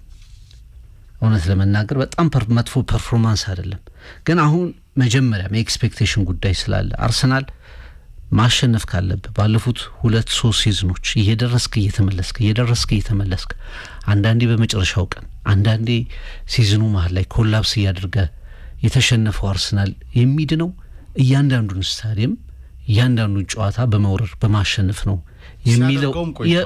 የሚለው ኤክስፔክቴሽን ነው እንጂ ሲዝኑ ላይ ገና ሁለተኛው 3ኛው ጊዜ አለ። የሚሻለው ቡድን ነው። የተሻለ ዴብዝ ያለው ቡድን ነው። ማንቸስተር ሲቲ ትናንት ሰንደርላንድን ያሸነፈበትን ጨዋታ ትተህ ለምሳሌ ሊድስ ላይ 3-2 በሊድስ ያሸነፈውን ጨዋታ ውሰድ። 2 ጎሎች 2-0 እየመራ 2 የሆነባቸው ናቸው። ከፉላም ጋር 5-1 እየመራ 5-4 የተጠናቀቀ ጨዋታ ነው። የትናንቱ ጨዋታ ከመጀመሪያው ጀምሮ እኔ ዶሚኔት አድርጎ ያሸነፈው ጨዋታ ነው ባልተጠበቀ መንገድ። ግን ሲቲ ምኑን ነው የምትፈራው? ሲቲ ብለህ ስታስብ የአሰልጣኙ ኤክስፒሪየንስ ባለፉት 4-5-6 ሲዝኖች ላይ በእንዲህ አይነት ሲናሪዎች ውስጥ እያለፈ መጨረሻ ላይ ግን ፈተናዎችን የሚያልፍ ቡድን የመሆኑን ጉዳይ የፔፕ ጓርዲዮላን እርጋታ በአብዛኛው አይተው ከሆነ ተከታታይ ጨዋታዎችንም ሲሸነፍ ተከታታይ ጨዋታዎችንም ሲያሸንፍ የሚሰጣቸው ንግግሮች የሚወስዳቸው እርምጃዎች ልምዱን ይናገራሉ፣ ካፓሲቲውን ይናገራሉ። እና ሚኬል አርቴታ ትንሽ አርሰናል ላይ ዘንድሮ ያመጣው ነገር ቡድኑ ሲመራ ምንም መደናገጥ የለም፣ አቻ ይሆናል፣ ነገሮችን ይቀለብሳል፣ የመረጋጋት አቅሙ ከፍ ያለ ነው። ለሻምፒዮንነት ሽንፈትን በጣም በማይፈልጉ ተጫዋቾች ያላቸውን ለመስጠት በሚችሉ ተጫዋቾች የተገነባ ቡድን ነው። አብዛኞቹ ችግሮቹን የቀረፈ ቡድን ነው። ግን ያለፉት 3 ሳምንታት ላይ ስትመጣ አንደኛው ጉዳይ ጨዋታ ላይ የማኔጅመንት ጉዳይ፣ ጌም ማኔጅመንት ከቼልሲውም ጨዋታ ጋር አያይዘህ ከዚህ ከአስቶን ቪላም ጨዋታ ጋር ማጋሊሽ ሳሊባ ኤግዛክትሊ። ሁለተኛው የተጫዋቾቹ ጉዳት፣ ያ ጌም ደግሞ በደንብ ማኔጅ እንዳይደረግ የተደረገበት ምክንያት ቀጥታ ባክ ፎሩ ላይ ያሉት መረጋጋቶች፣ የቡድኑ ዋናው ባክቦን ጥንካሬው የመሰበሩ ጉዳይ፣ ከዛ ደግሞ ሶስተኛው ፋቲግ።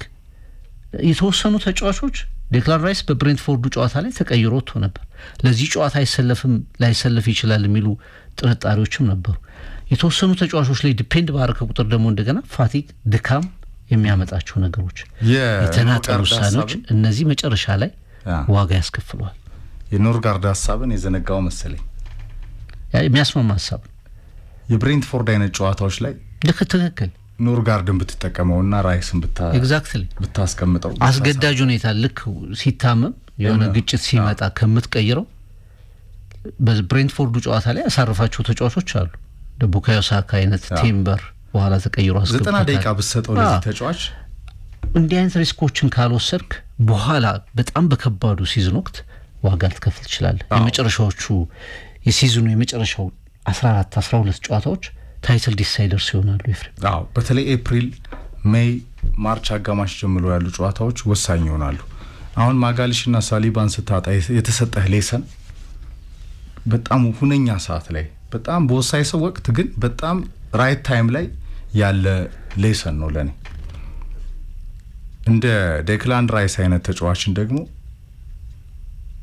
አያድርገውና ብለ በሳሊባና ማጋሊሽ ደረጃ ባይኖር በጣም ትልልቅ በሆኑ ጌሞች ላይ አርሰናል ምን ሊገጥመው ነው ለምሳሌ በብሪጅ ጨዋታ ላይ ከራይስ ውጭ የሚገጭ ተጫዋች አልነበረም አጥቂም ነበር አማካይም ነበር ግብ ጠባቂ ብቻ ነው ያለው ነው ተከላካይም ነበር አሲስት የሚያደርገውም እሱ ነበር የሳንቱም ጨዋታ ነው ተመሳሳይ ባየር የሚመጣውን ኳስ የሚገጨው እሱ ነበር 90 ደቂቃ እንደዛ በጣም ፋቲግ በነበረ ጌም ላይ ያውም ቼልሲ ለሪሲሊንግ የገባ ቡድኑ ነው ያቃጠልከውን ተጫዋች በሳምንቱ አጋማሽ በብሬንትፎርድ ጨዋታ ላይ ሪስክ ወስደህ ኤምሬትስ ነው ጨዋታው ፍቅር ኦዴጋርድም ተመልሷል ለክሬቲቪቲ ሳካ አለ ከፊት ዮኬሬስም አለ እንደ ኖርጋርድ አይነት ተጫዋቾችን ከዙቢሜንዲ ጋር አሰልፈው ለራይስ 90 ደቂቃ የማረፍ እድል ሰጣ አርሰናል 1-0 መርቶ ሄዶ ነው ሳካ ያገባው አይደል ያን ጨዋታ የማሸነፍ አድቫንቴጁ ምኑ ላይ የሚቸገር አይደለም ከተቸገረም ይገባል ደግሞ እንደዚህ አይነት ኢኮኖሚካሊ ሆኑ እይታዎችን ማምጣት ካልቻልክ ከጌም ሰው መሆናቸውን እኮ ራሱ አርቴታ ማሽን እንዳልሆኑ ካረጋገጠ እንደ ማሽን ደግሞ የሚያጫውታቸው ተጫዋቾች አሉ ፍቅር የኦዴጋርድ ሳካ ጉዳት ያለፉት አመታት እንደ ማሽን መጫወታቸው ነው ራይስ እንደ ኦዴጋርድና ሳካ ስላልሆነ ነው ይህ የቀድሞ የመዶሻዎቹ አምበል በጣም በአርሰናል የወደፊቱ ሳይሆን ያሁኑም ዋና ሊደርና አምበል ነው ፍቅር የትናንትናው ጨዋታ ላይ ማቲካሽ ከአንድ ኳስ አግኝቶ ትዝ ካለ ጎሏን ከተቆጠረች በኋላ አንድ ኳስ ቀጥታ ከራያ ጋር ተገናኘ ከመሃል ሜዳ መጥቶ ተደርቦ ያወጣው ኳስ ዲፍሌክት አርጎ ኮርነር ያወጣው ኳስ ኤቭሪ ታይም ኳስ በተለይ ይሄ ካስቶን ቪላ ተጫዋቾች ቀጥታ ዱኤሎችን የሚያሸንፈው ተጫዋች እሱ ነበር ሌሎቹ 2-3 ወይ ከተጨረፈ ወይ ከተሞከረ በኋላ ነበር የሚያገኝ በተቃራኒ ግብ ክልል ሄዶ ኳስ ይነጥቃል እዚህ መጥቶ ይከላከላል ኤሪያል ዱኤሎችን ያሸንፋል መጨረሻ ላይ 10 ደቂቃ የራይስን እንቅስቃሴዎች ለተመለከተ መንቀሳቀስ ፊዚካሊ መንቀሳቀስ ከብዶት ነበርና የሚያስማማ ሐሳብ ስለሆነ ትክክል እስከዛ ደረጃ ድረስ ሜዳ ላይ ቆመ ቴክኒካል ኤሪያው ላይ ያያየው ዋናውን የቡድኑን ተጫዋችን ካጣው የሚበርድህ መሆን የለብህም የመጨረሻውን ነገውን እየገመት ሃይ ሪስክ ሳትወስድ ነው የፕሪሚየር ሊግን ዋንጫ ልታሸነፍ የምትችለው ፍቅር አደገኛው ጉዳት ከመጣና ለበርካታ ጨዋታዎች ከራቅ የበለጠ ምን ውስጥ ልትገባ ነው ያንስ ስለዚህ ክሪስቲያን ኖርጋርድን የመጠቀም እድል ሜዳው ላይ ሚድፊልድ ሚና ላይ የሚጫወት ተጫዋች እስካመጣ ድረስ በተለይ በእንደ ብሬንትፎርድ አይነት እንደነ ወልቭስ አይነት ጨዋታዎች ላይ አሁን ከፊት በሚመጡ ጨዋታዎች ላይ ጭምር አርሰናል ኮንትሮል ሊያረጋቸው በሚችላቸው ጨዋታዎች ላይ በማጋሊሽ ሳሊባ ሌቭል የሚገኘው እንደ በተለይ ደግሞ እንደ ዴክላን ራይስ አይነት ተጫዋቾችን ማሳረፍ በአግባቡ መጠቀም ካልቻልክ ሌሎችም ሁነኛ ተጫዋቾችን መጠቀም ካልቻልክ የአካዳሚ ታለንቶችን ጨምሮ ወንደር ኪዶች አሉት አርሰናል ኤታን ንዋኔሪ ራሱ ማክስ ዶመን የምትጠቀማቸው በአግባቡ ፍቅር በቤስት 11 ገብተው ዴሊቨር ማድረግ የሚችሉ ተጫዋቾች ሪሶርስ አለው አርሰናል ያን ማሳያም ይመስለኛል ሌቪላው ጨዋታ ፍቅር በየጌሙ ተመሳሳይ ተጫዋቾች በየጌሙ በተለይ በጣም ሆነኛ ተጫዋቾች ራይስ ሳሊባና ማጋሊሽ ባሉበት ሰዓት ላይ ብዙ በመከላከሉ አይቸገርም ፍቅር ሁለቱ በሌሉበት ሰዓት ላይ ግን ለሽፋን ተዋድቋል ባለፉት 3 ጨዋታዎች ላይ ክፍተት ስላለ ለዚህም ነው አርሰናል ያልተጋለጠው እንዲም ሆኖ ግን በተለይ እንደ ቪላ አይነት በጣም አለርት ቡድኖች የመጨረሻውን ድራማውን ይዘውበት ሲወጡ ዴክላን ራይስ በመጨረሻዎቹ 10 ደቂቃዎች ላይ እግሩንም ማንሳት አልቻለም ነበር እና ክሪስቲያን ኖርጋርድ ሌላ መታየት ያለበት ይላሉ ሐሳቦች ናቸው ይሄ የአንድ ፐርፌክት ቡድንና በጣም የፐርፌክሽንን 100% ጥግ ካላሳየ ማትበላው ዋንጫ ነው።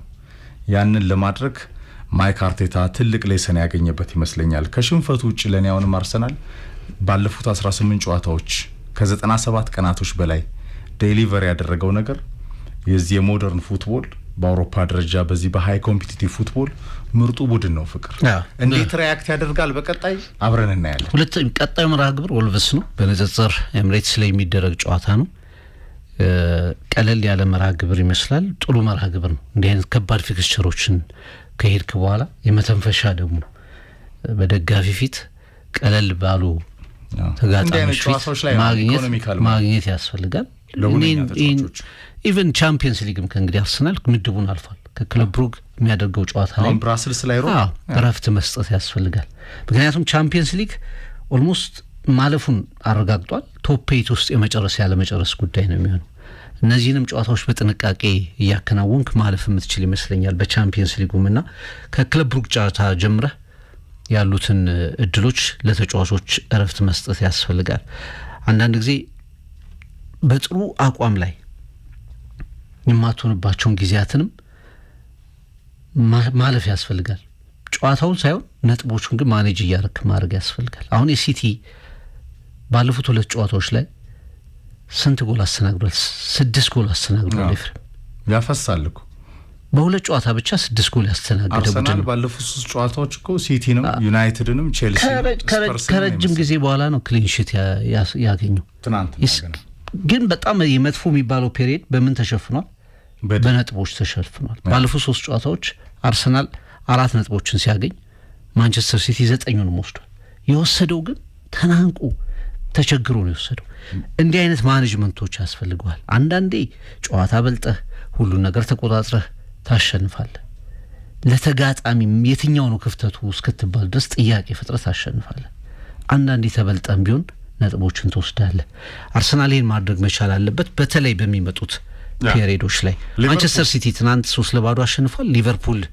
የሊቨርፑል ቀውስ ቀጥሏል። በጣም ያው ቼልሲ ወደ ትዕይንቱ አልመጣም። ሊቨርፑል ለምንድን ነው የጎላው ስትል ያምና ሻምፒዮን ነው። የሊቨርፑል ፒውር ክራይሲስ ያምና ሻምፒዮን ናቸው። 450 ሚሊዮን ፓውንድ ኢንቨስት አድርገዋል። ተናንቀው የምድራችንን አስፈሪ የሚባሉ አጥቂዎች ገበያ ላይ ቢያንስ በንጽጽር አሉ የሚባሉትን ለመሰብሰብ ሞክረዋል። በዛ ላይ በጣም ዴብዝ ያለው የሻምፒዮንነት ኤክስፒሪየንስ ያለው የተጫዋቾች ስብስብ ለመጫወት ለተጋጣሚዎች አሸባሪ የሆነ ስታዲየም ያለው ቡድን ነው። ሊቨርፑል የበለጠ ተነቃቅቶ የበለጠ ነገሮችን አስተካክሎ ይመጣል ሲባል የምናየው ነገር አስቂኝ የሆነ ነው። በዛ ላይ ደግሞ መሐመድ ሳላህ ትናንት በክራይሲሱ ላይ ሌላ ቀውስ ጨምሯል። ለብራይተኑ ጨዋታ እናትና አባቴን ጠርቻለሁ፣ የመጨረሻ ጨዋታ ሊሆን ይችላል ብሏል። ከአፍሪካ ካፕ ኦፍ ኔሽንስ ጋር ከግብጽ ብሔራዊ ቡድን ጋር ወደ ሞሮኮ ያቀናል። ስለዚህ ብራይተን አንፊልድ ላይ እናትና አባቴ እንዲገኙ ጠርቻለሁ። አሁን የሊቨርፑል ችግር ሳላህ ነው የሚለውን ነገር ለማስቀመጥ ለመሳል ጥረት እየተደረገ ይመስለኛል። የሚሄድ ባስ ውስጥ ጥለውኛል የሚል ነገር ተናግሯል። ትንሽ መሐመድ ሳላህ ነገሮችን የገለጸበት መንገድ በጣም ፐርሰናል የሆነ ነገር ይመስላል። ከአሰልጣኙ ጋር ጥሩ ግንኙነት ነበረኝ፣ አሁን ምንም ግንኙነት የለኝም፣ ለቦታዬ አልፋለምም፣ ምክንያቱም አግኝቼዋለሁ፣ አውቀዋለሁ፣ ማሳየው ነገር የለኝም፣ ልኩን አውቀዋለሁ የሚል ሚዲያ ፈልጎ ትናንት የተናገረው ነገር የቀውሱ መጨረሻ ሆኗል።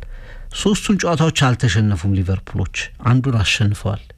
ግን ሊቨርፑል ከክራይሲስ መውጣቱን የሚያመላክቱ ጨዋታዎች አልነበሩም። ጦሩን ወደ መሐመድ ሳላ ለመወርወር ስልጠናውን ትተው ፖለቲከኛ ሆነዋል። አርነ ስሎት ፍቅር ቦታውን ያውቀዋል፣ ዴሊቨር አድርጓል። ሀውልት ብቻ ነው የቀረው በአንፊልድ። የሊቨርፑል ሌጀንድ ነው ሞግሬት። ሊቨርፑል መሐመድ ሳላንም አስቀምጦ ይሸነፋል፣ ነጥብ ይጥላል። መሐመድ ሳላም በቤስት 11 ገብቶም ይሸነፋል፣ ነጥብ ይጥላል። አምና የነበረውን ኮንሲስተንሲ በወጥነት ማሸነፍ በጣም እድለኛ ናቸው አርነ ስሎት። በራሳቸው ጫማ ሲቆሙ እንዴት ከበረዶ እንደሚንሸራተቱ ያየን ነው ፍቅር። እንደ ሉዊስ ዲያዝ አይነት ሁነኛ ተጫዋቾችን ለቀዋል፣ ዋጋ እየከፈሉ ነው። በ400 30 ሚሊዮን ፓውንድ ወደ 450 ሚሊዮን ዶላር በላይ ልክ ነው ያመጧቸው ተጫዋቾች ጎል አያስቆጥሩም። በመጀመሪያ ምርጫ ላይም ቢገቡ የሊቨርፑል ራስ ምታት ሆነዋል። ከኢኪቲኬ እስከ ጋብኮ ያው ኢኪቲኬ ይሻላል ጋብኮ አልኩ ማን ነው አሌክሳንደር ኢሳክ ማለቴ ነው ሶሪ ኬርኬዝ እንደዚሁም ደግሞ ፍሎሪያን ቨትስና ፍሪምፖንግ ጭራሽ የለም። ቨትስ ገባውጣ ነው የሚለው የሳቦዝ ላይ ማካሊስተር ክራቨንበርችን ጥምረት አፍርሷል። ኬርኬዝ ለመደናበር አንፊልድ የመጣ የኩናቴና የቫንዳይክ መደናበር ላይ ትልቅ ሌላ መደናበር የጨመረ ጊዜ የሚፈልግ ሌፍት ባክ ነው። በፍጹም ሮበርትሰንን ሊተካ የማይችል በብርሃን ፍጥነት የሊቨርፑል ቀይ መስመር አርኖልድን ይናፍቃል። መሸፈን የነበረባቸው አሰልጣኙ ናቸው በገዟቸው ተጫዋቾች። በወረሱት ጥሩ ቡድን አምና በዘጥ ምስጋና ለክሎፕ ሊቨርፑል ዋንጫ አሸንፏል። የቀዩ ምድር ገናና ኤክስፔክቴሽን ሰማይ ነክቷል በሊቨርፑል። ሊቨርፑል በክሎፕ ዘመን ወርቃማውን ቡድን ሲገነባ ከአንዴም ሁለት የዋንጫ ፕሪሚየር ሊግን ሲያሸንፍ የ30 ዓመት አሮጌ ግንቡንም ሲደረምስ ሞግሬት የክለቡ ሌጀንድ ነው። ፈልገህ ሊለቅ የነበረን ተጫዋች 6 ወር አልፎት ከቫንዳይክ ጋር ሊለቅ የነበረን ተጫዋች ስንትና ስንት የሳውዲ ክለቦች በቢሊየን ፓውንዶች ሊሰጡት ጫፍ ደርሰው ወደ ሌሎች የአውሮፓ ክለቦችን ፔጄን ጨምሮ ያቀናል የተባለ ተጫዋች በአንፊልድ እንዲቆይ አድርገህ በየአመቱ የሊቨርፑል ኮከብና የኮከብ ጎል አግቢ ኮከብ ተጫዋች የሚሆነውን ተጫዋች አንተ ቀውስ ላይ ስትገባ አዲስ ልትገነባው በወጠንከው ቡድን ውስጥ ወደ መሐመድ ሳላ የዚህ የተጠያቂነት ቀስቱ ሞርወር አሰልጣኙ ላይ የሚያመጣ አንድ ሐሳብ ነውና እኔ ሞግሬት ፈጠን ብሎ ክሊር ለማድረግ የሄደበት መንገድ ምክንያቱም መሐመድ ሳላህን 90 ደቂቃ ማስቀምጠው ስሎት ዴሊቨሪ ያደረጉ አይደለም ፍቅር። በነገር ላይ ዳኒ መርፊ አይነት የቀድሞ ሊቨርፑል ተጫዋቾች እና ሌሎችም የሊቨርፑል ተጫዋቾች ሳላህ ፐርሰናል ለማድረግ ይሞክራል፣ ሁሉም ነገር ስለሱ እንዲሆን ለማድረግ ይሞክራል የሚል ሐሳብ ሰንዝረው ነበር። ለኔ ትንሽ አንዳንዴ ሊቨርፑል ከመሐመድ ሳላህ ያደረገውን ነገር ያገኘውን ነገር ከግምት አስገባ። አምና 57 የጎል ተሳትፎቹን ስታይ መጨረሻ 90 ደቂቃ ሙሉ ቤንች መሆን የሚችል ተጫዋች ነው መሐመድ ሳላህ። 90 ደቂቃ ሙሉን አንድ እኮ ሆኖ እኮ ደግሞ ሊቨርፑል ቢጫወት የመጀመሪያው ሌላው ደግሞ ማሰብ ያለበት ኤፍሬም መሐመድ ሳላህን 90 ደቂቃ ቤንች አድርገው ሊቨርፑል ከዛ በፊት እየተሸነፈ በአጋጣሚ እነዚህ 3 ጨዋታዎችን አሸንፎ ቢሆን ኖሮ ሊቨርፑል የሊቨርፑል ችግር ያለ ጥርጥር ማን ነበር የሚባለው? መሐመድ ሳላህ ነበር የሚባለው። የሚፈጥረው ምስል ከግምት በማስገባት ነው ለሊቨርፑል ያደረኩትን ለሊቨርፑል በቦታ የፈጸምኩትን ነገር አሁን ከሚደርስብኝ ነገር ጋር ሳየው አውቶቡስ ውስጥ የወረወሩኝ ያህል ይሰማኛል። እንደውም የሚሄድ አውቶቡስ ውስጥ የወረወሩት ያህል ወደ ቁልቁለቱ የሚፈጥረው የሚሄድ ነው የሚመስለው። ትናንት ሊቨርፑል ተውሱም የመሐመድ ሳላህን ጉዳይ ሹፌሩ አደረጉት። ሹፌሩ ራሳቸው ናቸው። የመሐመድ ሳላህን ጉዳይ ተውና ኤኪቲኬ 48 እና 50 ደቂቃ ላይ ጎል አስቆጠርክ ሁለተኛው አጋማሽ ላይ። ከዛ 73ኛው ደቂቃ ፔናልቲ ተሰጠባቸው። ዶሚኒክ ካልቨርት ሉዊስ አስቆጠረ። ስታች 75ኛው ደቂቃ ላይ አስቆጠረ። 2-2 80ኛው ደቂቃ ላይ እንደገና ጎል አስቆጠርክ። ሊቨርፑል ማኔጅ የማያደርጋቸው ነገሮች ብዛት፣ የቡድኑ ፓኒክ ማድረግ፣ ቅያሬዎቻቸው ተቀያሪዎች ባክፎሩ ላይ እኔ ምንድነው ከዝንጀሮ ቆንጆ አትመርጥም። ቫንዳይክ አትል ኮናቴን ተው። እኔ ኮናቴ አንዳንድ ጊዜ ምን አይነት እድል ነው ያለው። ማድሪድ የተሰለፈለት ተጫዋች አሁን አይደለም ማድሪድ ራሱ ሊቨርፑል ኮንትራቱን ለማራዘሙ ላይ ጥያቄ የሚያነሳበት ተጫዋች ነው። ኬርኬዝስ የገባው ለምንድን? ኬርኬዝ በጣም አቨሬጅ ተጫዋች ልክ ማንቸስተር ዩናይትድ ላይ ማን ነው በቃ በዚህ በግራ መስመር የሚሰለፈው ዶርጉ እንደዛው ነው። እዛም የዝንጀሮ ቆንጆ አትመርጥ። እነዚህ ሁለት ተጫዋቾች በሊቨርፑልና የማንቸስተር ቡድኖች ላይ የመሰለፍን እድል ያገኙበትን መንገድ ኢማጂን። ባክፎሩ አጠቃላይ የሊቨርፑል ቫንዳይክም ጭምር ነው የምነግርህ። ቫንዳይክም እኔ በእርግጥ አብሮህ ቡድኑ ጥሩ ካልተንቀሳቀሰ አንተም መውረድህ የማይቀር መሐመድ ሳላህ ራሱ the best player በሊቨርፑል አምና የነበረው ተጫዋች ዘንድሮ ጥያቄ በመታነሳበት ደረጃ ቀንሷል። ስሜቱ ወርዷል፣ የቡድን ተሳትፎ ወርዷል፣ አግሬሽኑ ወርዷል፣ የግብ ዕድሎች ወርዷል። ኢቭን ግልጽ የሚባሉ ኳሶችን የሚጠቀምበት መንገድ ጥያቄ ውስጥ ከቷል። ግን አጠቃላይ ኮሌክቲቭሊ አሰልጣኙ የጨዋታ ስልት፣ የጨዋታ ሂደት፣ ቡድን መገንባት ጥያቄ ውስጥ መውደቁን ተመልክተ ማካሊስተር እንዴ በአንድ ወቅት የሊቨርፑል ኢንቪዚብል የሆነው ወሳኝም ተጫዋች አሁን ዘንድሮ በጣም ፑር ፐርፎርማንስ ከሚያሳዩ ለምን እነዚህ ተጫዋቾች ግራቨንበርች ለምን ኢቭን ተቀየረ የምታስገባው ማን ነው?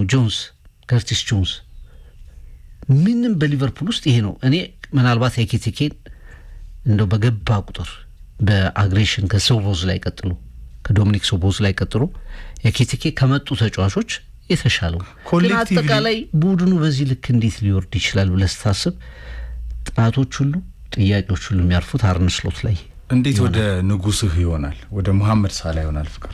ምክንያቱም ለምሳሌ አሌክሳንደር ኢሳክ በጣም ፐርፌክት ሆኖ የኒውካስሉን አሌክሳንደር ኢሳክ በሊቨርፑል ብናይ ኤኪቲኬ ከዚህ በላይ 100% ፐርፎርማንስ ኖሮት ብናይ እነዚህ በ100 ሚሊዮን ፓውንዶች የተገዙ ተጫዋቾች ከዛ በላይ የወጣባቸው ተጫዋቾች ስሎት ወስነው ያመጧቸው ተጫዋቾች ምንም ሳናስፈርም ያምናውን ኮፒ ፔስት እናርግና ሰላም እናገኝ ብሏል እኮ ካራገር። ጥሩ ኮራጅ ናቸው። ከክሎፕ የወረሱትን ቡድን ይዘው ሻምፒዮን ሆነዋል። በእውነተኛው ሰዓት ላይ አሰልጣኞች ይፈተናሉ። በገዟቸው ተጫዋቾች የራሳቸውን ቡድን ለመቅረጽ ጥረት ያደርጋሉ። ውጤት ሲጠፋ ሁልጊዜ የክለብ ሌጀንዶች ይጠየቃሉ። እውነት ነው። መሐመድ ሳላህ ጣት በጣም የተቀሰረበት፣ ቫን ዳይክ በጣም የሚሾፍበት ሊቨርፑልን ተሸክመው ይኖሩ ናቸው እኮ። ለኔ ካፖርታቸውን እየለዋወጡ ቴክኒካል ኤሪያ ላይ ያሉት ሰው ኤሪክ ቴናግን እየመሰሉኝ ነው። ሻምፒዮን የሆኑት ኤሪክ ቴናግ ከደች እግር ኳስ ብቸኛው አሰልጣኝ ናቸው ፕሪሚየር ሊጉን ያሸነፉት። ሊቨርፑልን ግን በብርሃን ፍጥነት ፍቅር ማረጋጋት አልቻሉም። ጫና ውስጥም ሲገቡ ከጫና አውጥተው ወደ ቀደመ መልኩ ማምጣት አልቻሉም። ስለዚህ ኢቫሉዌሽኑ መስራት ያለበት የት ጋር ነው? አሰልጣኙ ጋር ነው።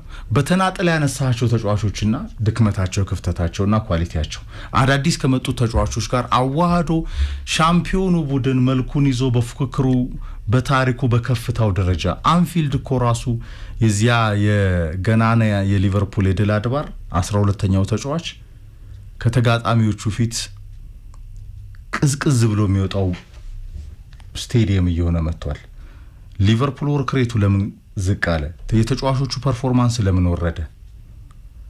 መሐመድ ሳላህን ቤንች አርጎ በጣም አለርትና ሻምፒዮን በጣም የዋንጫውን ቡድን ቀለም የሚመስል ይዞ የሚቀጥል ከተጋጣሚ ፊት አስፈሪ ውጤቱን የሚያስጠብቅ ቅያሬዎቹ ያማራለት ጌም ማኔጅመንቱ የተሳካለት አይነት ቡድን ቢሆን ኖሮ ትናንት ከ2-0 ሁለት እኩል እንደጠቀስከው ነው። ከ3-2 አንድ ሳቦዝ ላይ 11 ቦታ የሚሰለፍ ነው የሚመስለው።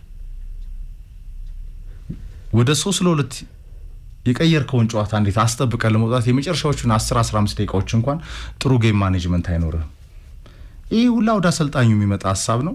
የመሐመድ ሳላህ የቆሰቆሰው ሳት ፍቅር ራሱ ነው አርነ ስሎት አሰልጣኙን የሚበላ ነው። ያ ቡድን ሁሉ ጊዜ ክራይሲስ ውስጥ ካለ የሌሎች ነገሮችም የሌሎች ሴራዎችም መመዘዛቸው አይቀርም። አሁን አንድ ጨዋታ ሁለት ጨዋታ ዝም ልትል ትችላለህ። በመሐመድ ሳላህ ሌቭል ሶስተኛው ጨዋታ ላይ ግን 90 ደቂቃ ሙሉ ማይጠቅም ሰብስቲቲዩሽን፣ ይሄ ትርጉሙ በጣም ከፍተኛ ነው። በቡድኑ የለህም እንደማለት ነው። ሙሉ ጨዋታ ሙሉ 3 ጌም ቤንች ልትሆን ትችላለህ፣ አራተኛውንም ቤንች ልትሆን ትችላለህ። በጨዋታው ላይ ግን ምንም ኮንትሪቢዩሽን የለህም የሚል በዛ ላይ ደግሞ ቡድኑ እያሸነፈ በነበረበት ሰዓት 2-0 እየመራ ስለነበረ አላሰቡትም። መከላከል የሚችሉን የመሰሉት ግን 2 እኩል ሆኑ፣ 3-2 ሆኑ። አላሰቡትም። ኦፕሽን አልነበረም። ግን እንደገና ጎሉ አስተናገዱ። ስለ መሐመድ ሳላህ ለማድረግ ሞክረዋል ነው አሰልጣኙ። ያለ መሐመድ ሳላህ ነው ቡድኑ ጥሩ የሚሆነው የሚል መልእክት አስተላልፈዋል። ይሄ ደግሞ ገብቶኛል ነው ያለው እና ትክክል ይመስለኛል። እንግዲህ አምና 2 ዓመት ሲያስፈርሙት ኤፍሬም እየተናገረ ያው በ400 እየጮኸ እንደዚህ ያደረኩ በየሳምንቱ ሜዳ ላይ መልስ እየሰጠ ሊቨርፑል ጸጥ ብሎ ነበር። መጨረሻ ላይ 2 አመት ኮንትራት አቀረቡ። ብዙ ፕሮሚሶች ገቡ። ሳላህ ፕሮሚስ ከተገቡልኝ መካከል አንዱና ዋናው ጉዳይ ተጥሷል ብሏል። አንዳንዴ ትልቅ ተጫዋቾች ቤንች ሊሆኑ ይችላሉ። እድሜም የተለያየ መንገድ ታክቲካል ዴሊቨር ካረገኮ ችግር የለውም። በእንዲህ አይነት ሲቹዌሽን ተጫዋቾችን ማስቀመጥ ግን ሌላ ትርጉም ይኖረዋል። የሆነ ጊዜ ቴናግ ከሮናልዶ ጋር ማንቸስተርን ለማያያዝ የሞከሩበት መንገድ ማለት ነው። ተጫዋቾቹ ደግሞ የራሳቸው ፕሮፋይል አለ፣ ሊጠብቁት ሊከላከሉት የሚገባ ነገር አለ። ከ2017 ጀምሮ እንደ ኢሮፒያን አቆጣጠር ከ2017 ጀምሮ ሊቨርፑል አንድም አይነት የተሻለ ተጫዋች በሲዝኑ አምጥቶ አያውቅም። በጣም ጥሩ ተጫዋቾችን አምጥቷል፣ ግን ያለ መሐመድ ሳላህ ድንቅ የነበረ ሲዝን እኔ አላስታውስም። ሊቨርፑል ደግሞ አያውቅም። ሳዲዮ ማኔን በመጣበት በጎላበት፣ ፌርሚኖ በጎላበት ዘመን፣ ሌሎችም ተጫዋቾች መሀል ሜዳ ቫንዳይክ የጎላበት ዘመን አለ። ያለ መሐመድ ሳላህ የሆነ ሲዝን ግን የለውም። ስለዚህ ይህን ፕራይድን መጠበቅ አለባቸው አሰልጣኝ። የሊቨርፑል የሞደርን ዴይ ምልክት ነው ዘ ኢጂፕሽያን ኪንግ ሞግሬት ሞሳላ። ቴናግማ ዩናይትድን እያሰለጠኑ እኮ ነው ሮናልዶን ያገኙለት። ምንድነው ያሉት? ሜሲ ካንተ ይሻላል። የማንቸስተር አሰልጣኝ ነህ እኮ ነው። ኮሚክ ነው ምንድነው ያላቸው? ኮሜዲያን ነበሩ አሰልጣኝ አልነበሩም ነው ያላቸውና ሁሉም መላጣዎች ከደች ፉትቦል ምናልባት ኤሪክ ቴናግ ሊሆን ይችላሉ። ሻምፒዮን ሆነም ኤሪክ ቴናግ ልትሆን ትችላለህ። አንዳንዴ ትልልቅ ተጫዋቾችን የምትይዝበት ማኔጅመንት ከፍም ያረጋል ዋጋም ያስከፍላል። ፍቅር የርገን ክሎፕ የሊቨርፑል አሰልጣኝ ብቻ አልነበሩም፣ የውጤት የድል አባት መሰረት ነበሩ። ተጫዋቾቻቸውን እንደ ቤተሰብ የሚይዙ ያምናው ቡድን የሊቨርፑል ደጋፊዎችም ዓለምም ያውቃል የክሎፕ ቡድን ነው ዋንጫ የበላው። የክሎፕ ሁለተኛው ዋንጫ ነው እንጂ በስሎት የተመዘገበ ማለት ነው። ዋንጫው እንኳን ያርነ ስሎት ነው። ምንም በታሽሞኑ ነው። ለዚህ ነው ክሎፕ ያርነ ስሎት እንደ ዝንጀሮ ታሪክ እኮ ማለት ነው። ብዙ ዝንጀሮች ያንን አንድ ቆንጆ ካለት የተወረወረ ፍሬ ሞክረው አልሰበር አላቸው። እድለኛው ዝንጀሮ መጡና አንዴ ሲወረውሩት ዋንጫ ሆነ። አርነ ስሎት ማለት ናቸው። ፕሩፍ አድርጎ የማሳየት ጥያቄ ያለባቸው። ሊቨርፑል ግን የሊቨርፑል ወቅታዊ ችግር ግን ወደ መሐመድ ሳላ መሄዱ በደንብ የሚታወቅ ነው። ወደ ኮከቦች ብዙ ጊዜ ይሄዳል፣ ግን የማያስኬድ ሐሳብ ይመስለኛል። እናጠናቅ።